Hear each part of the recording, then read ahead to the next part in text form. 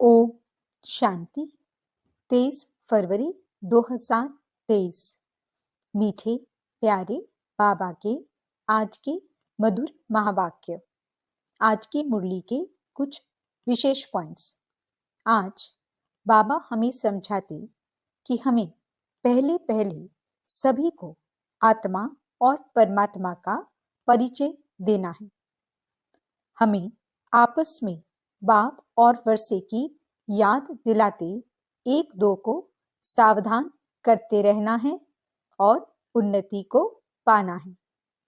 स्वदर्शन चक्र फिराते रहना है। हमें रात को जागकर ज्ञान का विचार सागर मंथन करना है। नींद को जीतने वाला बनना है। बाबा समझाते कि व्यर्थ को समाप्त करने के लिए हमें सदा यह स्मृति में रखना है कि हम समर्थ युग के वासी, समर्थ बाप के बच्चे, समर्थ आत्माएं हैं। स्वयं को संगम युगी समझकर ही हम व्यर्थ को समर्थ में परिवर्तन कर सकते हैं। तो चलिए सुनते हैं आज की बाबा की मीठी प्यारी मुरली। ओम शांति। बाबा कहते, मीठे बच्चे, तुम्हारा फर्ज है एक दो को बाप और वर्षे की याद दिलाकर सावधान करना। इसमें ही सबका कल्याण समाया हुआ है। प्रश्न, तुम बच्चे किस एक गुह्य राज को समझते हो जो कोई साइंसदान भी नहीं समझ सकते? उत्तर, तुम समझते हो कि आत्मा अति सूक्ष्म स्टार है। उसमें ही सब संस्कार भरे हुए हैं। वही शरीर द्वारा अपना अपना पाठ बजा रही है। शरीर जड़ है, आत्मा चैतन्य है। ऐसे ही फिर परमात्मा भी स्टार है। उसमें सारी नॉलेज है। वह मनुष्य सृष्टि का बीज रूप है, सत है, चैतन्य है। वह कोई हजारों सूर्यों से तेजोमय नहीं है। ये गुह्य राज तुम बच्चे समझते हो। साइंसदान इन बातों को नहीं समझ सकते। तुम्हें सबको आत्मा और परमात्मा की पहचान पहले पहले देनी है। गीत। माता ओ माता, तू सबकी भाग्य विधाता। ओम शांति। बाप बच्चों प्रति कहे कि बच्चे स्वदर्शन चक्रधारी भव। ये बाप ने बच्चों को सावधानी दी। बच्चों को भी एक दो को सावधानी देनी है। बाप को याद करने से झट वह नशा चढ़ जाता है। स्मृति दिलाने के लिए एक दो को सावधान करना है। जैसे आपस में मिलते हैं तो नमस्ते आदि करते हैं ना, परंतु उनसे कोई कल्याण नहीं होता है। कल्याण तब होगा जब तुम बच्चे एक दो को सावधानी देंगे। स्वदर्शन चक्रधारी अक्षर में सब कुछ आ जाता है। बाप का परिचय, मर्तबे का परिचय, चक्र का भी परिचय आ गया। तो एक दो को सावधानी देना पहला फर्ज है। याद कराने से खबरदार हो जाएंगे। घड़ी घड़ी एक दो को सावधान करना है। बाप और वर्षे को याद करते रहो। स्वदर्शन चक्रधारी हो अपने को अशरीरी समझ, अशरीरी बाप को याद करते हो। याद अर्थात योग। योग से ही तुम्हारी निरोगी काया बनती है। यह अभी का पुरुषार्थ है। अंत में जब एकदम कर्मातीत अवस्था हो जाएगी तब निरोगी बनेंगे। अभी तो पुरुषार्थी हैं। अभी बाप बैठ बच्चों को समझाते हैं, क्योंकि जानते हैं सभी बेसमझ हैं। जब देवताओं आदि की पूजा करते हैं, उन्हों के ऑक्यूपेशन का कोई को पता नहीं है, तो तुमको समझाना है। हम सबकी बायोग्राफी बता सकते हैं। पहले तो मुख्य परम पिता परमात्मा को जानना है। उसमें भी बहुत मनुष्य मूंझते हैं। कहते हैं परमात्मा का कोई नाम रूप नहीं है। तो पहली पहली मुख्य बात है आत्मा परमात्मा का भेद और ज्ञान बताना। यह तो जानते हैं सब आत्मा है। पुण्य आत्मा, पाप आत्मा कहा जाता है। पाप परमात्मा नहीं कहेंगे। पतित दुनिया है ना, परमात्मा तो पतित नहीं होता। इसलिए मनुष्य को पहले पहले आत्मा को जानना है, क्योंकि आत्मा का ज्ञान कोई भी मनुष्य में नहीं है। आत्मा ही सुनती है। आत्माएं खाती पीती सब कुछ करती हैं इन ऑर्गन्स द्वारा। आत्मा का रूप क्या है? कहते हैं चमकता है प्रगति के बीच में अजब सितारा। तो आत्मा का रूप समझाना पड़े ना। आत्मा का रूप कोई इतना बड़ा तो नहीं है। आत्मा अति सूक्ष्म है। आत्मा का रूप है जीरो अथवा बुरी, यानी बिंदी भी कहते हैं। अब इस पर विचार करना चाहिए कि आत्मा कितनी सूक्ष्म है। मनुष्य पूछते हैं आत्मा शरीर से कैसे निकलती है, कहाँ से निकलती है। कोई कहते हैं कि खोपड़ी से निकलती है, कोई कहते आंखों से निकलती, क्योंकि दरवाजे तो बहुत है ना। परंतु आत्मा है क्या चीज, ये जानना बड़ा वंडरफुल है। तो पूछते हैं आत्मा निकलती कैसे है। यह नहीं कहते आत्मा आती कैसे है, परंतु पहले तो मालूम होना चाहिए कि आत्मा क्या चीज है। कितनी छोटी सी आत्मा में 84 जन्मों का पाठ भरा हुआ है। ये बातें मोस्ट वंडरफुल हैं। आत्मा है तो बरोबर स्टार मुआफिक, उसको बड़ा नहीं कहेंगे। एरोप्लेन ऊपर जाने से बहुत छोटा दिखाई पड़ता है, परंतु आत्मा बड़ी नहीं होती। उनका तो एक ही रूप है। तो पहले पहले आत्मा को जानना चाहिए। मैं आत्मा कैसे इस शरीर में प्रवेश करता हूँ।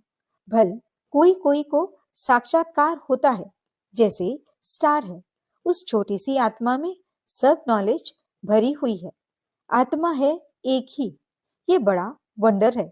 परमात्मा के रूप का भी किसको पता नहीं है। वास्तव में जैसी आत्मा है वैसे ही परम पिता परमात्मा है, वह भी बाप है। भल यहाँ बाप और बच्चा छोटा बड़ा होता है, परंतु आत्मा छोटी बड़ी नहीं हो सकती। आत्मा और परमात्मा के रूप में कोई भेद नहीं है। बाकी दोनों के पाठ में, संस्कारों में भेद है। बाप समझाते हैं मेरे में क्या संस्कार है, तुम आत्माओं में क्या संस्कार है। मनुष्य आत्मा और परमात्मा के रूप को न जानने कारण आत्मा परमात्मा एक कह देते हैं। बड़ा घोटाला कर दिया है। जानना बहुत जरूरी है। परमात्मा भी है, ब्रह्मा विष्णु शंकर भी हैं। इन सब में आत्मा है। जगत अम्बा सरस्वती को गॉडेस ऑफ नॉलेज कहते हैं। तो जरूर सरस्वती की आत्मा में नॉलेज होगी, परंतु उनमें कौन सी नॉलेज है ये कोई को पता नहीं है। सिर्फ कह देते हैं गॉडेस ऑफ नॉलेज। अखबारों में आर्टिकल्स आदि पढ़ते हैं तो उस पर समझाना चाहिए।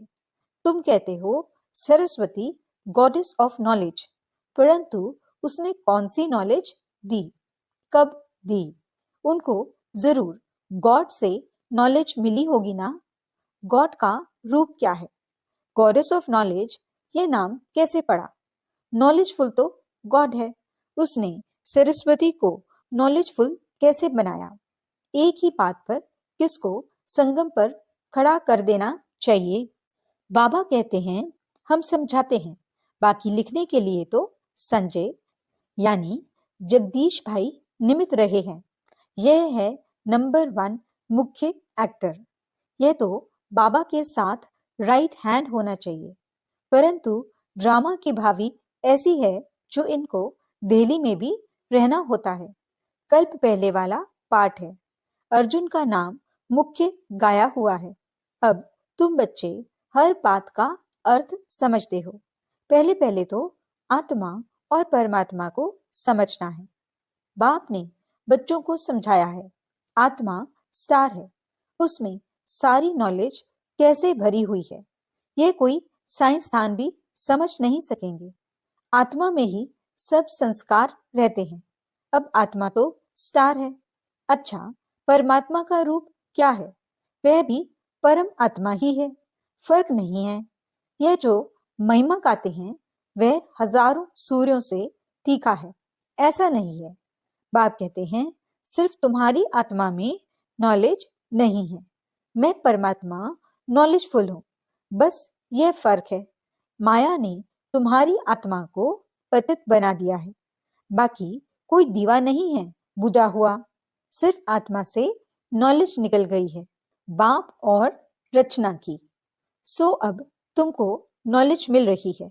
बाबा में नॉलेज है, वह भी आत्मा है, कोई बड़ी नहीं है। उनको भी नॉलेजफुल, सरस्वती को भी नॉलेजफुल कहा जाता है। अब उनको नॉलेज कब मिली, सरस्वती किसकी बच्ची है, ये कोई जानते नहीं है। तो दिल में आना चाहिए, उनको कैसे समझाएं।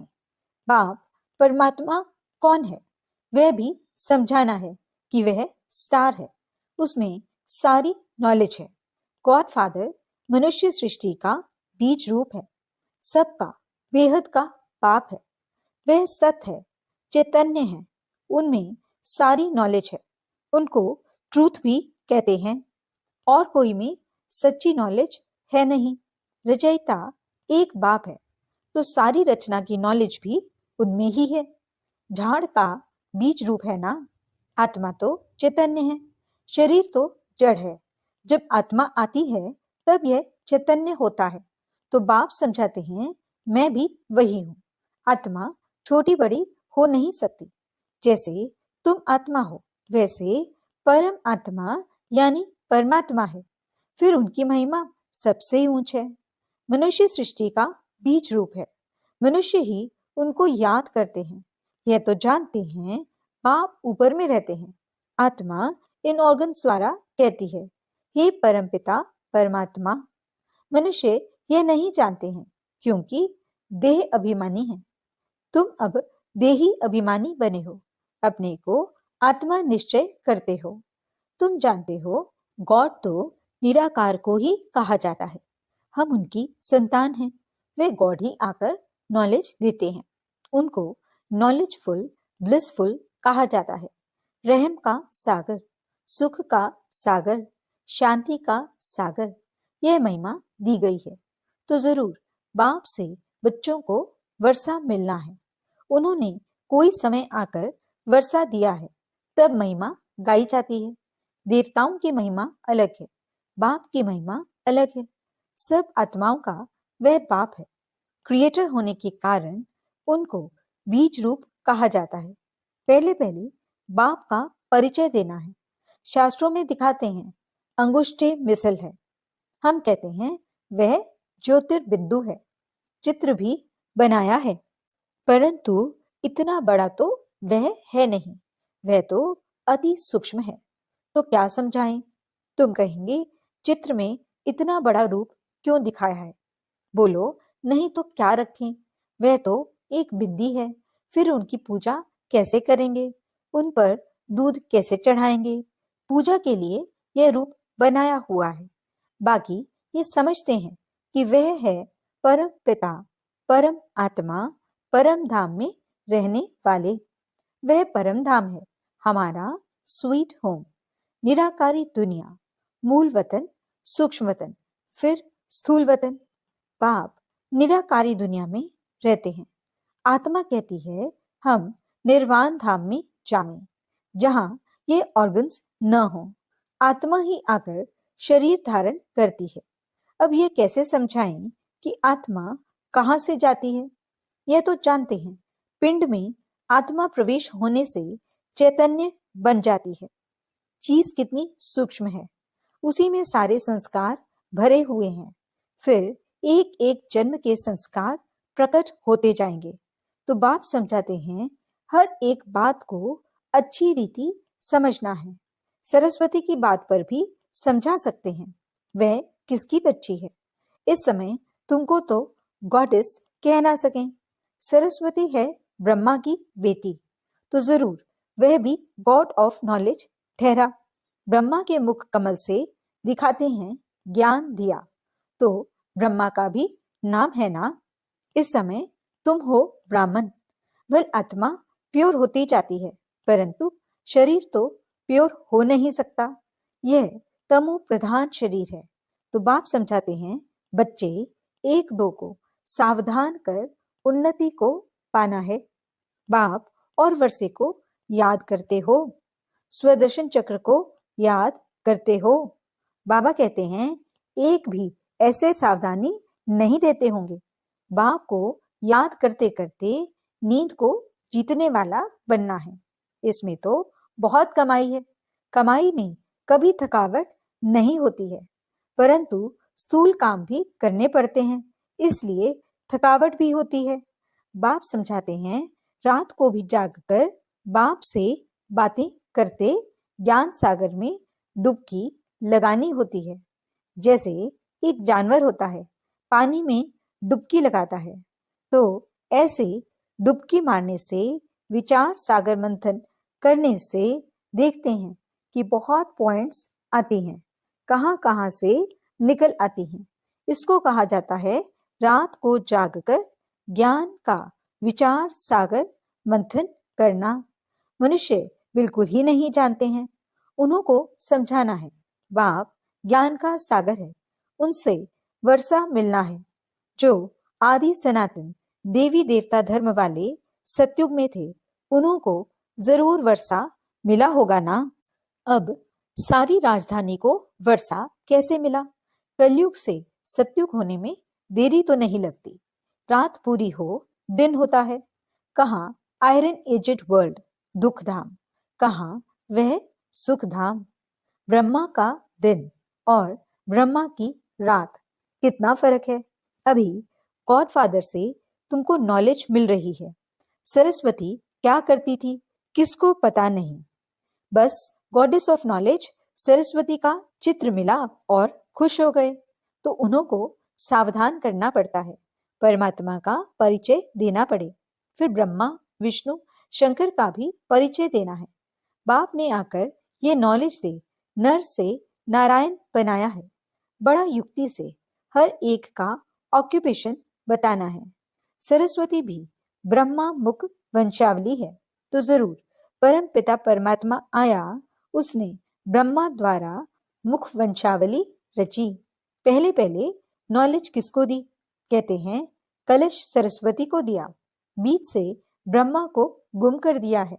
ये किसको पता नहीं है कि ब्रह्मा तन में आकर माताओं को कलश दिया है, तो जरूर ब्रह्मा भी सुनते होंगे ना। ब्रह्मा के हाथ में शास्त्र भी दिखाते हैं। ब्रह्मा की मत मशहूर है, तो वह भी सभी वेदों शास्त्रों के सार की मत देता होगा। ब्रह्मा द्वारा शिव बाबा समझाते हैं ब्रह्मा कहाँ से आया, यह रथ कहाँ से निकला, कोई नहीं जानते। बाबा ने अभी बताया है जो तुम समझा सकते हो। अच्छा, मीठे मीठे सिकीलधे बच्चों प्रति माता पिता बाप दादा का याद प्यार और गुड मॉर्निंग। रूहानी बाप की रूहानी बच्चों को नमस्ते।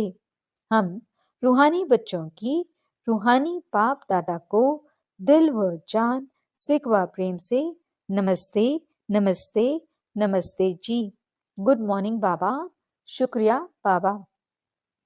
धारणा के लिए मुख्य सार। पहला पॉइंट, रात को जागकर ज्ञान का विचार सागर मंथन करना है। ज्ञान सागर में डुबकी लगानी है। बाप को याद करते नींद को जीतने वाला बनना है।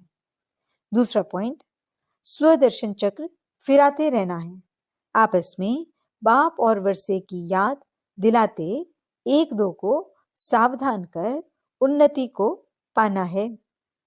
वरदान, स्वयं को संगम युगी समझ व्यर्थ को समर्थ में परिवर्तन करने वाली समर्थ आत्मा भव।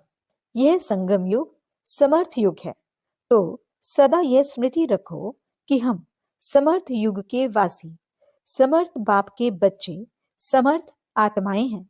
तो व्यर्थ समाप्त हो जाएगा। कलयुग है व्यर्थ।